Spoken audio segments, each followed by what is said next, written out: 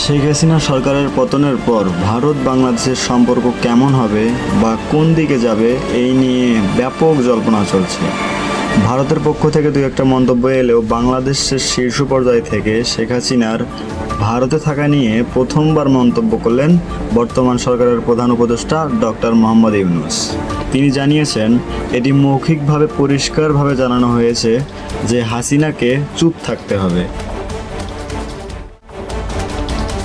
গত 5 আগস্ট ছাত্র জনতার ব্যাপক বিক্ষোভের মুখে পদত্যাগে বাধ্য হয়ে ভারতে চলে যান তৎকালীন প্রধানমন্ত্রী শেখ হাসিনা।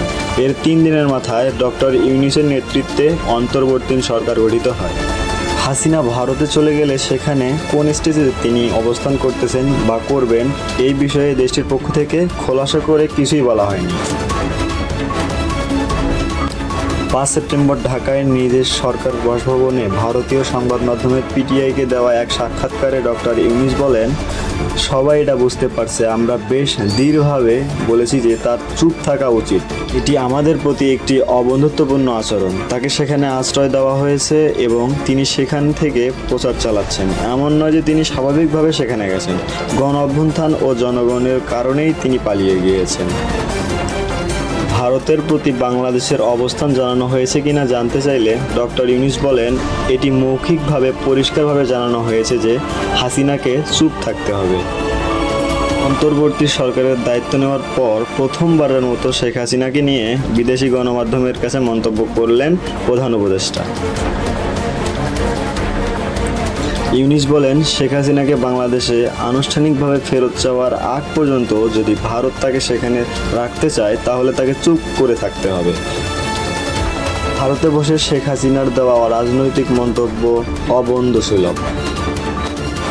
ডক্টর ইউনূস বলেন, সাবেক প্রধানমন্ত্রী শেখ হাসিনাকে ভারতে রেখে দিতে চাইলে তাকে চুপ করে থাকতে হবে যতক্ষণ না বাংলাদেশ তাকে ফেরত চায়। ভারত তার অবস্থান নিয়ে কেউ স্বাচ্ছন্দ্য বোধ করছে না, কারণ আমরা তাকে বিচারের আওতায় আনতে চাই। মাঝে মাঝে তিনি কথা বলছেন যা সমস্যা তৈরি করছে, তাই যদি তিনি চুপ থাকতেন আমরা এবং সাধারণ মানুষ তাকে ভুলে যেতাম। কিন্তু ভারতে বসে তিনি নির্দেশনা দিচ্ছে যা কারোরই পছন্দ হচ্ছে না। তিনি আরও উল্লেখ করেন যে আওয়ামী লীগ ছাড়া অন্যান্য রাজনৈতিক দলগুলো ইসলামপন্থী এবং শেখ হাসিনা ছাড়া বাংলাদেশ আফগানিস্তানে পরিবর্তন হবে, দিল্লিকে এই ধারণাও পরিবর্তন করতে হবে।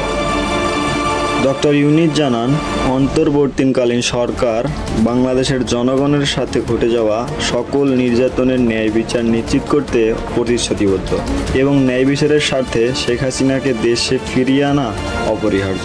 তিনি বলেন, হ্যাঁ, তাকে ফিরিয়ে আনতেই হবে, নতুবা বাংলাদেশের মানুষ শান্তি পাবে না। তিনি যে ধরনের নৃশংসতা করেছেন তাকে এখানে সবার সামনে বিচার করতে হবে। ভারত বাংলাদেশ সম্পর্কে ভবিষ্যৎ নিয়ে আলোচনা করতে গিয়ে ডক্টর ইউনূস ভারতের সঙ্গে সুসম্পর্কের ইচ্ছা প্রকাশ করেন। তবে তিনি জোর দিয়ে বলেন, শুধু শেখ হাসিনার নেতৃত্বেই বাংলাদেশের স্থিতিশীলতা নিশ্চিত থাকবে, নয়াদিল্লিকে এমন ধারণা থেকেও বেরিয়ে আসতে হবে। 84 বছর বয়সী এই নোবেলজয়ী ভারত ও বাংলাদেশের মধ্যে চলমান উত্তেজনাপূর্ণ সম্পর্ক উন্নত করার প্রয়োজনীয়তার কথাও জানিয়েছেন। তিনি বলেন, আমাদের একসঙ্গে কাজ করতে হবে এই সম্পর্ক উন্নত করতে হলে, যা বর্তমান নিম্নমুখী।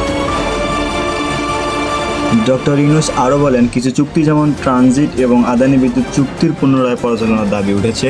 এটি প্রয়োজনীয় বলে মনে হচ্ছে। আমাদের দেখতে হবে কাগজে কী আছে এবং বাস্তবে কী হচ্ছে। আমি বিশেষভাবে উত্তর দিতে পারছি না। যদি পর্যালোচনার প্রয়োজন হয় তাহলে আমরা প্রশ্ন অবশ্যই তুলব।